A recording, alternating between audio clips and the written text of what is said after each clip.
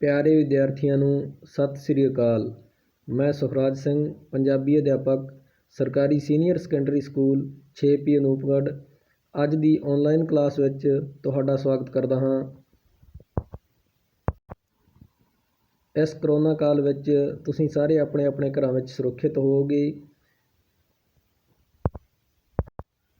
ਸਾਰੇ ਵਿਦਿਆਰਥੀ ਔਨਲਾਈਨ ਕਲਾਸਾਂ ਦਾ ਲਾਹਾ ਲੈ ਕੇ ਇਸ ਕਰੋਨਾ ਕਾਲ ਵਿੱਚ ਆਪਣੀ ਪੜ੍ਹਾਈ ਨੂੰ ਜਾਰੀ ਰੱਖੋ ਅਤੇ ਸਰਕਾਰ ਦੁਆਰਾ ਦਿੱਤੀ ਗਈ ਕਰੋਨਾ ਦੀ ਗਾਈਡਲਾਈਨ ਦਾ ਪਾਲਣ ਕਰਦੇ ਰਹੋ। ਪਿਆਰੇ ਵਿਦਿਆਰਥੀਓ, ਅੱਜ ਅਸੀਂ ਪੜ੍ਹਨ ਜਾ ਰਹੇ ਹਾਂ ਜਮਾਤ 8ਵੀਂ ਪਾਠ ਦੂਜਾ, ਜੰਗਲਾਂ ਦੇ ਲਾਭ। ਇਸ ਪਾਠ ਦੇ ਵਿੱਚ ਅਸੀਂ ਪੜ੍ਹਾਂਗੇ ਕਿ ਜੰਗਲਾਂ ਦੇ ਸਾਨੂੰ ਕੀ ਲਾਭ ਹੁੰਦੇ ਹਨ। ਅਸੀਂ ਪਾਠ ਨੂੰ ਆਰੰਭ ਕਰਦੇ ਹਾਂ। ਸਾਰੇ ਬੱਚੇ ਧਿਆਨ ਨਾਲ ਸੁਣਨਗੇ। ਜੰਗਲ ਕੁਦਰਤ ਦੀ ਬਹੁਤ ਵੱਡੀ ਦਾਤ ਹਨ। ਕਈ ਲੋਕ ਜਦੋਂ ਹਜ਼ਾਰਾਂ ਮੀਲਾਂ ਵਿੱਚ ਬੈਠੇ ਫੈਲੇ ਜੰਗਲਾਂ ਨੂੰ ਦੇਖਦੇ ਹਨ ਤਾਂ ਸੋਚਦੇ ਹਨ ਕਿ ਧਰਤੀ 'ਤੇ ਇੰਨੇ ਵੱਡੇ ਵੱਡੇ ਟੋਟੇ ਕਿਉਂ ਵਿਅਰਥ ਪਏ ਹਨ। ਇਹਨਾਂ ਦੀ ਥਾਂ ਵੱਡੇ ਵੱਡੇ ਸ਼ਹਿਰ ਵਸ ਸਕਦੇ ਹਨ, ਪਰ ਉਹਨਾਂ ਨੂੰ ਪਤਾ ਨਹੀਂ ਕਿ ਮਨੁੱਖ ਦੀ ਖੁਸ਼ਹਾਲੀ ਅਤੇ ਸੁੱਖ ਲਈ ਇਹ ਜੰਗਲ ਬਹੁਤ ਜ਼ਰੂਰੀ ਹਨ। ਜਿਸ ਤਰ੍ਹਾਂ ਕਿਸੇ ਵੱਡੇ ਸ਼ਹਿਰ ਦੀ ਸਿਹਤ ਲਈ ਬਾਗ ਅਤੇ ਤਲਾਅ ਹੋਣੇ ਜ਼ਰੂਰੀ ਹਨ, ਇਸੇ ਤਰ੍ਹਾਂ ਦੇਸ਼ ਦੀ ਸਿਹਤ ਲਈ ਜੰਗਲਾਂ ਦਾ ਹੋਣਾ ਬਹੁਤ ਜ਼ਰੂਰੀ ਹੈ। ਦੇਸ਼ ਦੇ ਸਰੀਰ ਵਿੱਚ ਜੰਗਲ ਵੱਡੇ ਫੇਫੜਿਆਂ ਵਾਂਗ ਹਨ। ਜਿਵੇਂ ਫੇਫੜੇ ਨਾ ਹੋਣ ਤਾਂ ਆਦਮੀ ਦਾ ਸਾਹ ਘੁੱਟਿਆ ਜਾਂਦਾ ਹੈ, ਇਸੇ ਤਰ੍ਹਾਂ ਜੇ ਜੰਗਲ ਨਾ ਹੋਣ ਤਾਂ ਦੇਸ਼ ਦਾ ਸਾਹ ਘੁੱਟਿਆ ਜਾਵੇ। ਜਿਸ ਤਰ੍ਹਾਂ ਸਰੀਰ ਵਿੱਚ ਸਿਹਤ ਦੀ ਭੁੱਖ ਹੈ, ਇਸੇ ਤਰ੍ਹਾਂ ਆਦਮੀ ਦੀ ਆਤਮਾ ਨੂੰ ਸੁੰਦਰਤਾ ਦੀ ਵੀ ਭੁੱਖ ਹੈ।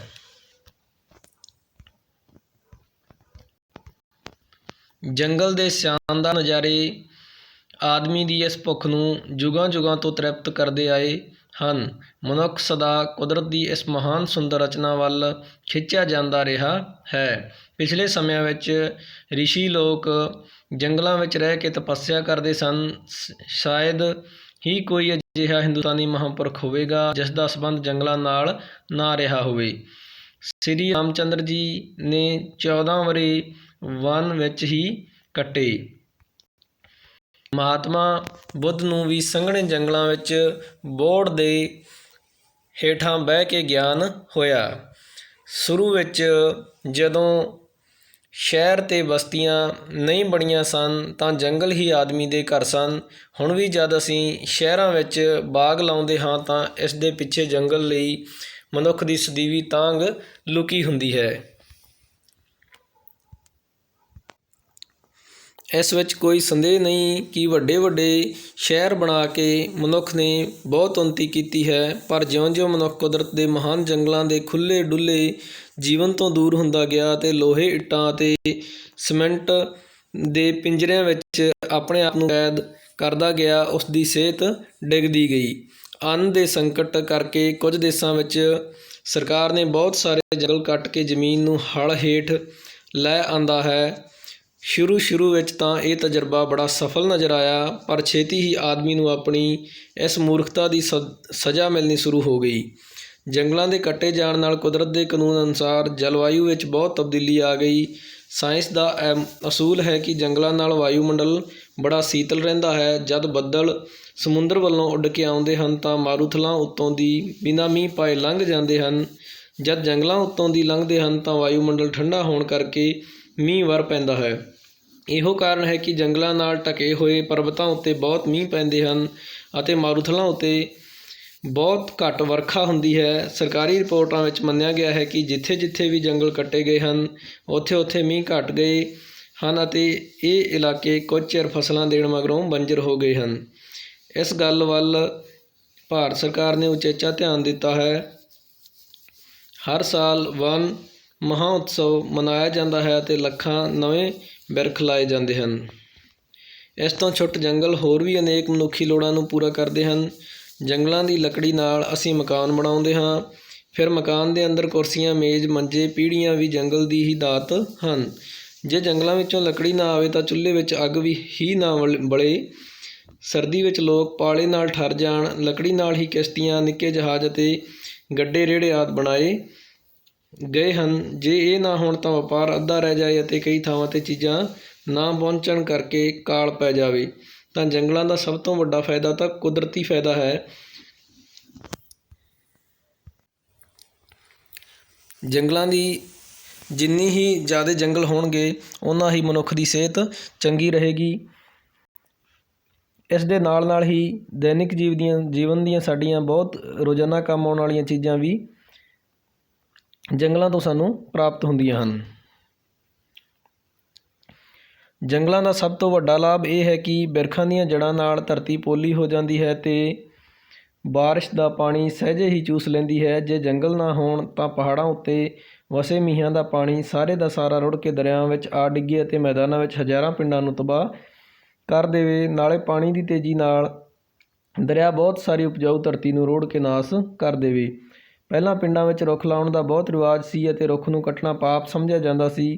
ਕਈ ਬਿਰਖਾਂ ਨੂੰ ਪੂਜਣ ਦੇ ਪਿੱਛੇ ਵੀ ਬਿਰਖ ਦੀ ਇਸ ਮਹੱਤਤਾ ਦਾ ਖਿਆਲ ਹੀ ਕੰਮ ਕਰਦਾ ਹੈ। ਪਿੱਛੇ ਜਿਹੇ ਲੋਕਾਂ ਵਿੱਚ ਬਿਰਖ ਲਾਉਣ ਦਾ ਰਿਵਾਜ ਘੱਟ ਗਿਆ ਅਤੇ ਆਪਣੀ ਲੋੜ ਪੂਰੀ ਕਰਨ ਲਈ ਲੋਕਾਂ ਨੇ ਲਾਗਲੀਆਂ ਪਹਾੜੀਆਂ ਤੋਂ ਲੱਕੜੀ ਮੰਗਵਾਉਣੀ ਸ਼ੁਰੂ ਕਰ ਦਿੱਤੀ। ਕਸ਼ਮੀਰ ਦੇ ਸੈਂਕੜੇ ਜੰਗਲ ਠੇਕੇ 'ਤੇ ਚੜ੍ਹ ਗਏ ਅਤੇ 20-25 ਸਾਲਾਂ ਦੇ ਅੰਦਰ ਅੰਦਰ ਬਹੁਤ ਸਾਰੀਆਂ ਪਹਾੜੀਆਂ ਨੰਗੀਆਂ ਹੋ ਗਈਆਂ। ਨਤੀਜਾ ਇਹ ਨਿਕਲਿਆ ਕਿ ਪੰਜਾਬ ਦੇ ਦਰਿਆਵਾਂ ਵਿੱਚ ਵਧੇਰੇ ਹੜ੍ਹ ਆਉਣ ਨਾਲ ਲੱਗ ਪਏ। ਅਸੀਂ ਸ਼ਿਵਾਲਿਕ ਪਰਬਤ ਦੀ ਮਿਸਾਲ ਲੈਂਦੇ ਹਾਂ। ਇਸ ਉੱਤੇ ਜੰਗਲ ਕੱਟੇ ਜਾਣ ਨਾਲ ਇਸ ਪਹਾੜ ਦੇ ਪਾਣੀ ਨੇ ਬਰਸਾਤੀ ਨਾਲਿਆਂ ਰਾਹੀਂ ਜ਼ਿਲ੍ਹਾ ਅੰਬਾਲਾ, ਹੁਸ਼ਿਆਰਪੁਰ ਅਤੇ ਰੂਪਨਗਰ ਵਿੱਚ ਬਹੁਤ ਸਾਰੀ ਧਰਤੀ ਖੇਤੀਬਾੜੀ ਯੋਗ ਨਹੀਂ ਰਹਿਣ ਦਿੱਤੀ। ਇਸ ਤਬਾਹੀ ਤੋਂ ਬਚਣ ਲਈ ਇੱਕੋ ਤਰੀਕਾ ਹੈ ਕਿ ਕੁਦਰਤ ਦੇ ਵਿਰੁੱਧ ਨਾ ਚੱਲਿਆ ਜਾਵੇ ਅਤੇ ਪਹਾੜੀ ਜੰਗਲਾਂ ਨੂੰ ਵੱਢਣਾ ਬੰਦ ਕਰ ਦਿੱਤਾ ਜਾਵੇ। ਕੁਦਰਤ ਨੂੰ ਬਚਾਉਣ ਲਈ ਜੰਗਲਾਂ ਨੂੰ ਬਚਾਉਣਾ ਬਹੁਤ ਜ਼ਰੂਰੀ ਹੈ। ਜੰਗਲ ਦਾ ਪਾਣੀ ਨਾਲ ਬੜਾ ਵੱਡਾ ਸੰਬੰਧ ਹੈ। ਜਿੱਥੇ ਪਾਣੀ ਜੰਗਲਾਂ ਨੂੰ ਉਗਾਉਂਦਾ ਹੈ ਅਤੇ ਹਰਾ ਭਰਾ ਰੱਖਦਾ ਹੈ, ਉੱਥੇ ਜੰਗਲ ਆਪਣੀ ਠੰਡੀ ਛਾਂ ਅਤੇ ਜੜ੍ਹਾਂ ਨਾਲ ਪੋਲੀ ਕੀਤੀ ਧਰਤੀ ਵਿੱਚ ਪਾਣੀ ਦੀ ਦੌਲਤ ਨੂੰ ਬੜਾ ਸੰਭਾਲ ਕੇ ਰੱਖਦੇ ਹਨ। ਮਨੁੱਖ ਤਾਂ ਦਿਨੋਂ ਦਿਨ ਜੰਗਲ ਤੋਂ ਦੂਰ ਹੀ ਹੁੰਦਾ ਗਿਆ, ਪਰ ਜੰਗਲੀ ਜਾਨਵਰਾਂ ਅਤੇ ਪੰਛੀਆਂ ਲਈ ਅਜੇ ਵੀ ਜੰਗਲ ਹੀ ਘਰ ਦਾ ਕੰਮ ਦਿੰਦੇ ਹਨ। ਜੇ ਜੰਗਲ ਨਾ ਹੋਣ ਤਾਂ ਪੰਛੀ ਘੱਟ ਜਾਣ ਅਤੇ ਸਾਡਾ ਜੀਵਨ ਪੰਛੀਆਂ ਦੀ ਰੰਗ ਬਿਰੰਗੀ ਲੀਲਾ ਤੋਂ ਵਾਂਝਾ ਰਹਿ ਜਾਵੇ। ਇੱਕ ਹੋਰ ਪਾਸਿਓਂ ਵੀ ਜੰਗਲਾਂ ਦਾ ਮਨੁੱਖੀ ਸਿਹਤ ਨਾਲ ਸੰਬੰਧ ਹੈ। ਜੰਗਲਾਂ ਦੇ ਪੈਰਾਂ ਵਿੱਚ ਕੁਦਰਤ ਨੇ ਲੱਖਾਂ ਪ੍ਰਕਾਰ ਦੀਆਂ ਜੜੀਆਂ ਬੂਟੀਆਂ ਉਗਾ ਰੱਖੀਆਂ ਹਨ। ਇਹਨਾਂ ਵਿੱਚੋਂ ਕਈ ਇੰਨੀਆਂ ਨਾਜ਼ੁਕ ਹੁੰਦੀਆਂ ਹਨ ਕਿ ਘਣੇ ਜੰਗਲਾਂ ਵਿੱਚ ਵੀ ਰੱਖਿਆ ਬਿਨਾਂ ਉਹ ਜਿਉਂਦੀਆਂ ਹੀ ਨਹੀਂ ਰਹਿ ਸਕਦੀਆਂ।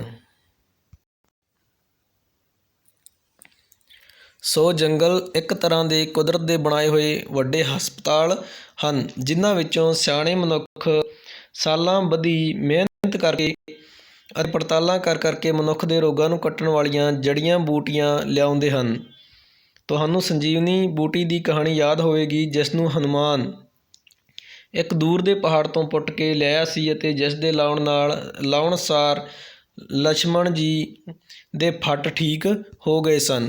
ਤਾਂ ਜੰਗਲਾਂ ਦੇ ਵਿੱਚ ਬਹੁਤਾ ਜੜੀਆਂ ਬੂਟੀਆਂ ਹਨ ਜਿਹੜੀਆਂ ਅੱਜ ਮਨੁੱਖ ਦੇ ਕੰਮ ਆ ਸਕਦੀਆਂ ਹਨ। ਤਾਂ ਉਹਨਾਂ ਤੋਂ ਬਿਨਾਂ ਵੀ ਮਨੁੱਖ ਨੂੰ ਬਹੁਤ ਨੁਕਸਾਨ ਹੋ ਸਕਦਾ ਹੈ। ਮਨੁੱਖ ਦੀ ਸਿਹਤ ਲਈ ਜੰਗਲਾਂ ਦਾ ਇਹ ਵੀ ਬਹੁਤ ਵੱਡਾ ਲਾਭ ਹੈ ਕਿ ਉੱਥੋਂ ਸਾਨੂੰ ਸਿਹਤ ਨੂੰ ਚੰਗੀ ਰੱਖਣ ਲਈ ਜਾਂ ਖਰਾਬ ਸਿਹਤ ਨੂੰ ਠੀਕ ਕਰਨ ਲਈ ਜੜੀਆਂ ਬੂਟੀਆਂ ਸਾਨੂੰ ਮਿਲਦੀਆਂ ਹਨ।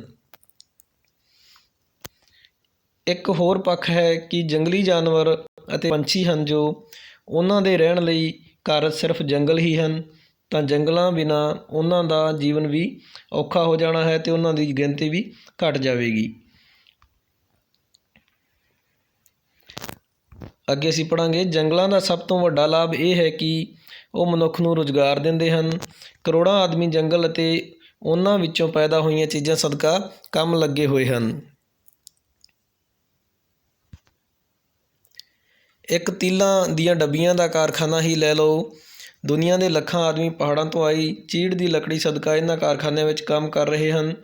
ਇਸੇ ਤਰ੍ਹਾਂ ਜਿਸ ਕਾਗਜ਼ ਉੱਤੇ ਤੁਸੀਂ ਲਿਖਦੇ ਹੋ ਅਤੇ ਜਿਸ ਉੱਤੇ ਛਪੀਆਂ ਕਿਤਾਬਾਂ ਤੁਸੀਂ ਪੜ੍ਹਦੇ ਹੋ, ਇਹ ਵੀ ਜੰਗਲ ਦੀ ਲੱਕੜੀ ਅਤੇ ਘਾਸ ਫੂਸ ਤੋਂ ਵੱਡੀਆਂ ਵੱਡੀਆਂ ਮਸ਼ੀਨਾਂ ਵਿੱਚ ਪੀਹ ਕੇ ਬਣਾਇਆ ਜਾਂਦਾ ਹੈ।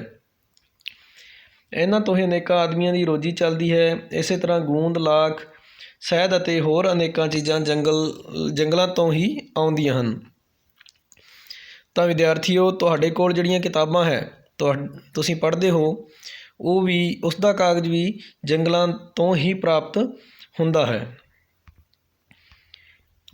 ਕੁਦਰਤ ਨੂੰ ਪਤਾ ਹੈ ਕਿ ਜੰਗਲ ਕਿਸੇ ਹੱਦ ਤੋਂ ਵੱਧ ਨਹੀਂ ਹੋਣ ਦੇਣੇ। ਜਦ ਜੰਗਲ ਲੋੜ ਤੋਂ ਵੱਧ ਫੈਲ ਜਾਣ ਤਾਂ ਕੁਦਰਤ ਉਹਨਾਂ ਨੂੰ ਆਪ ਹੀ ਜੰਗਲੀ ਅੱਗ ਨਾਲ, ਜੋ ਦਰਖਤਾਂ ਦੀ ਰਗੜ ਤੋਂ ਪੈਦਾ ਹੋ ਜਾਂਦੀ ਹੈ, ਸਾੜ ਕੇ ਘਟਾ ਦਿੰਦੀ ਹੈ, ਜਾਂ ਵੱਡੇ ਤੇਜ਼ ਝੱਖੜਾਂ ਨਾਲ ਉਹਨਾਂ ਨੂੰ ਉਖਾੜ ਕੇ ਸੁੱਟ ਦਿੰਦੀ ਹੈ ਅਤੇ ਸਮੇਂ ਨਾਲ ਮਿੱਟੀ ਥੱਲੇ ਦੱਬ ਦਿੰਦੀ ਹੈ। ਕੁਝ ਚਿਰ ਪਾ ਕੇ ਇਹ ਦੱਬੇ ਹੋਏ ਜੰਗਲ ਧਰਤੀ ਦੀ ਅੰਦਰਲੀ ਗੁੱਝੀ ਅੱਗ ਨਾਲ ਸੜ ਕੇ ਕੋਲੇ ਦੀ ਖਾਣ ਬਣ ਜਾਂਦੇ ਹਨ।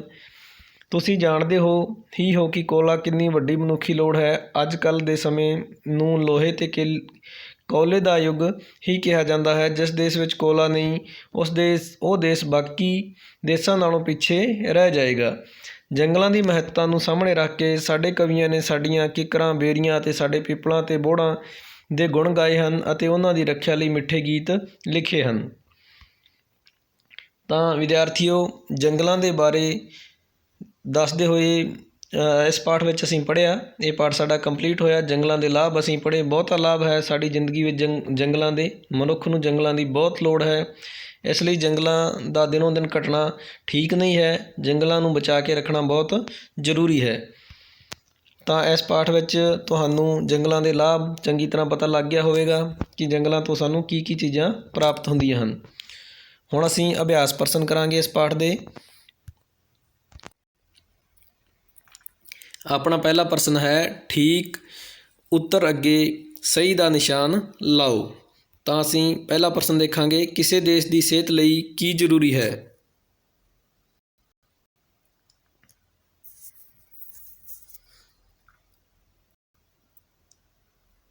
ਤਾਂ ਕਿਸੇ ਦੇਸ਼ ਦੀ ਸਿਹਤ ਲਈ ਕੀ ਜ਼ਰੂਰੀ ਹੈ, ਇਸ ਵਿੱਚ ਅਸੀਂ ਲਿਖਾਂਗੇ ਧਨ ਦੌਲਤ, ਜੰਗਲ, ਜਨਸੰਖਿਆ। ਇਹਨਾਂ ਵਿੱਚੋਂ ਸਹੀ ਕੀ ਹੈ ਪਾਠ ਦੇ ਅਨੁਸਾਰ? ਜੰਗਲ। ਤਾਂ ਜੰਗਲ 'ਤੇ ਅਸੀਂ ਸਹੀ ਦਾ ਨਿਸ਼ਾਨ ਲਾਵਾਂਗੇ। ਉਸ ਤੋਂ ਬਾਅਦ ਸਾਡਾ ਅਗਲਾ ਪ੍ਰਸ਼ਨ ਹੈ, ਪ੍ਰਸ਼ਨ ਨੰਬਰ 2, ਪਹਿਲਾਂ ਪਿੰਡਾਂ ਵਿੱਚ ਕੀ ਰਿਵਾਜ ਹੁੰਦਾ ਸੀ? ਤਾਂ ਹੁਣ ਅਸੀਂ ਦੇਖਾਂਗੇ, ਪਹਿਲਾ ਆਪਸ਼ਨ ਹੈ ਸਾਡਾ ਰੁੱਖ ਲਾਉਣ ਦਾ, ਕੋਠੀਆਂ ਪਾਉਣ ਦਾ, ਕਾਰਾਂ ਖਰੀਦਣ ਦਾ।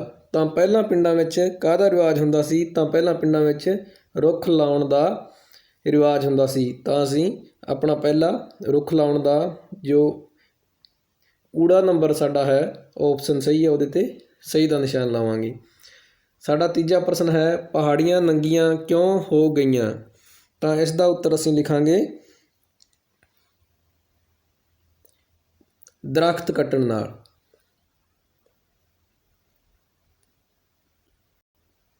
ਹੁਣ ਸਾਡਾ ਅਗਲਾ ਪ੍ਰਸ਼ਨ ਹੈ, ਜੜੀਆਂ ਬੂਟੀਆਂ ਕਿੱਥੇ ਉੱਗਦੀਆਂ ਹਨ? ਜੰਗਲਾਂ ਵਿੱਚ, ਖੇਤਾਂ ਵਿੱਚ, ਗਮਲਿਆਂ ਵਿੱਚ।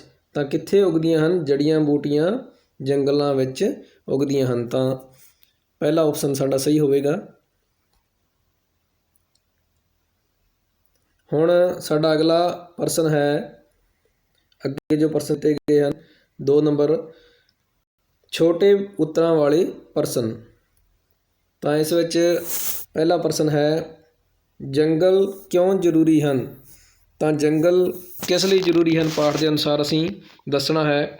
ਤਾਂ ਜੰਗਲ ਮਨੁੱਖ ਲਈ ਬਹੁਤ ਵੱਡੀ ਕੁਦਰਤੀ ਦੇਣ ਹਨ। ਇਸ ਨਾਲ ਹੀ ਧਰਤੀ ਉੱਤੇ ਮਨੁੱਖਾਂ, ਪਸ਼ੂਆਂ ਅਤੇ ਪੰਛੀਆਂ ਦੀ ਹੋਂਦ ਸੰਭਵ ਹੈ। ਤਾਂ ਇਹ ਸਾਡੇ ਪਹਿਲੇ ਪ੍ਰਸ਼ਨ ਦਾ ਉੱਤਰ ਸੀ। ਹੁਣ ਸਾਡਾ ਦੂਜਾ ਪ੍ਰਸ਼ਨ ਹੈ, ਅੰਨ ਦੇ ਸੰਕਟਾਂ ਦਾ ਜੰਗਲਾਂ 'ਤੇ ਕੀ ਅਸਰ ਹੋਇਆ?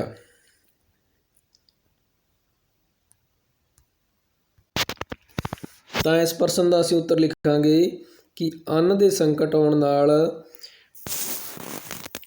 ਉਸ ਸੰਕਟ ਨੂੰ ਦੂਰ ਕਰਨ ਲਈ ਬਹੁਤ ਦੇਸ਼ਾਂ ਨੇ ਧਰਤੀ ਨੂੰ ਹਲ ਹੇਠ ਲੈ ਆਂਦਾ ਅਤੇ ਬਹੁਤ ਸਾਰੇ ਜੰਗਲ ਕੱਟ ਦਿੱਤੇ, ਜਿਸ ਨਾਲ ਜੰਗਲਾਂ ਨੂੰ ਬਹੁਤ ਨੁਕਸਾਨ ਹੋਇਆ ਅਤੇ ਜੰਗਲ ਦਿਨੋਂ ਦਿਨ ਘੱਟ ਗਏ। ਸਾਡਾ ਅਗਲਾ ਪ੍ਰਸ਼ਨ ਹੈ, ਮਾਰੂਥਲਾਂ ਵਿੱਚ ਵਰਖਾ ਘੱਟ ਕਿਉਂ ਹੁੰਦੀ ਹੈ? ਤਾਂ ਇਸ ਪ੍ਰਸ਼ਨ ਦਾ ਉੱਤਰ ਅਸੀਂ ਪਾਠ ਦੇ ਅਨੁਸਾਰ ਦੱਸਾਂਗੇ। ਮਾਰੂਥਲਾਂ ਵਿੱਚ ਜੰਗਲਾਂ ਦੀ ਘਾਟ ਹੁੰਦੀ ਹੈ, ਇਸ ਕਰਕੇ ਉੱਥੇ ਵਰਖਾ ਘੱਟ ਹੁੰਦੀ ਹੈ। ਸਾਡਾ ਅਗਲਾ ਪ੍ਰਸ਼ਨ ਹੈ, ਜੰਗਲਾਂ ਦੀ ਲੱਕੜ ਕਿਹੜੀਆਂ ਲੋੜਾਂ ਪੂਰੀਆਂ ਕਰਦੀ ਹੈ? ਤਾਂ ਜੰਗਲਾਂ ਦੀ ਲੱਕੜ ਕੀ ਕੰਮ ਕਰਦੀ ਹੈ? ਤਾਂ ਇਸ ਪ੍ਰਸ਼ਨ ਦਾ ਅਸੀਂ ਜਵਾਬ ਲਿਖਾਂਗੇ। ਜੰਗਲ ਦੀਆਂ ਲੱਕੜਾਂ ਮੇਜ਼, ਕੁਰਸੀਆਂ, ਮਕਾਨ, ਪੀੜ੍ਹੀਆਂ, ਮੰਜੇ ਅਤੇ ਹੋਰ ਜ਼ਰੂਰਤ ਦੀਆਂ ਚੀਜ਼ਾਂ ਦੇ ਕੰਮ ਆਉਂਦੀ ਹੈ।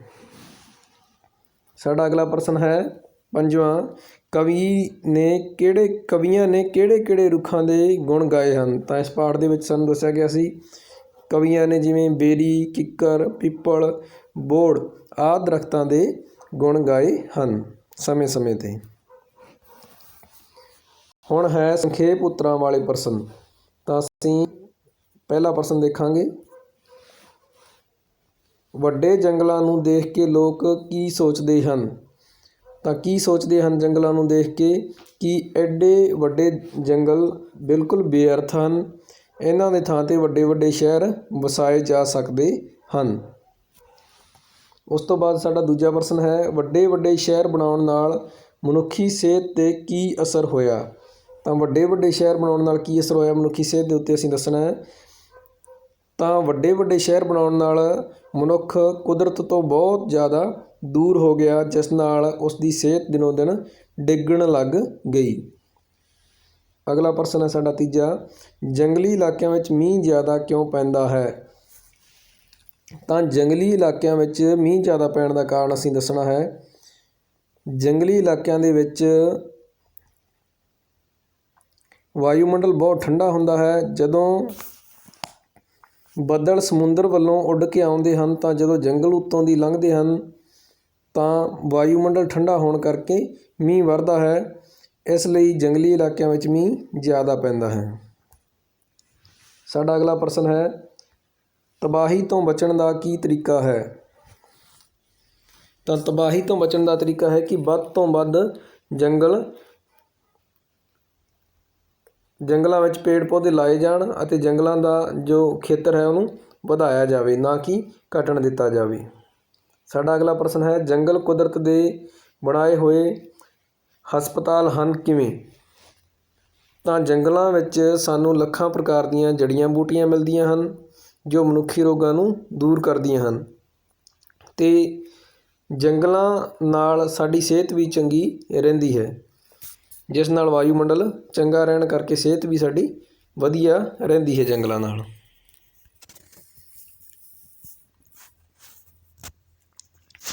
ਸਾਡਾ ਅਗਲਾ ਪ੍ਰਸ਼ਨ ਹੈ, ਖਾਲੀ ਥਾਵਾਂ ਭਰੋ। ਤਾਂ ਅਸੀਂ ਇਸ ਪ੍ਰਸ਼ਨ ਨੂੰ ਕਰਾਂਗੇ।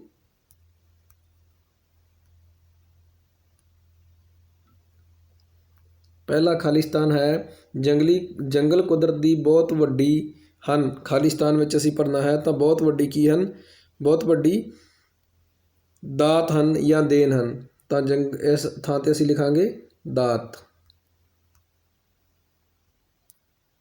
ਉਸ ਤੋਂ ਬਾਅਦ ਹੈ, ਮਾਰੂਥਲ ਉੱਤੇ ਬਹੁਤ ਘੱਟ ਖਾਲਿਸਤਾਨ ਹੁੰਦੀ ਹੈ। ਤਾਂ ਇਸ ਖਾਲਿਸਤਾਨ ਵਿੱਚ ਅਸੀਂ ਪੜ੍ਹਾਂਗੇ ਮਾਰੂਥਲਾਂ ਵਿੱਚ ਬਹੁਤ ਘੱਟ ਵਰਖਾ ਹੁੰਦੀ ਹੈ। ਤਾਂ ਇਸ ਖਾਲਿਸਤਾਨ ਵਿੱਚ ਅਸੀਂ ਵਰਖਾ ਲਿਖਾਂਗੇ। ਹੁਣ ਹੈ ਤੀਜਾ ਪ੍ਰਸ਼ਨ ਸਾਡਾ, ਬਿਰਖਾਂ ਦੀਆਂ ਜੜ੍ਹਾਂ ਨਾਲ ਧਰਤੀ ਖਾਲਿਸਤਾਨ ਹੋ ਜਾਂਦੀ ਹੈ। ਤਾਂ ਇਸ ਖਾਲਿਸਤਾਨ ਵਿੱਚ ਅਸੀਂ ਲਿਖਾਂਗੇ ਪੋਲੀ ਹੋ ਜਾਂਦੀ ਹੈ। ਰੁੱਖ ਨੂੰ ਕੱਟਣਾ ਖਾਲਿਸਤਾਨ ਸਮਝਿਆ ਜਾਂਦਾ ਸੀ। ਤਾਂ ਪਹਿਲਾਂ ਰੁੱਖ ਨੂੰ ਕੱਟਣਾ ਪਾਪ ਸਮਝਿਆ ਜਾਂਦਾ ਸੀ। ਤਾਂ ਅਸੀਂ ਇਸ ਖਾਲਿਸਤਾਨ ਵਿੱਚ ਪਾਪ ਲਿਖਾਂਗੇ। ਪੰਜਵਾਂ ਹੈ, ਅੱਜ ਕੱਲ੍ਹ ਦੇ ਸਮੇਂ ਨੂੰ ਖਾਲਿਸਤਾਨ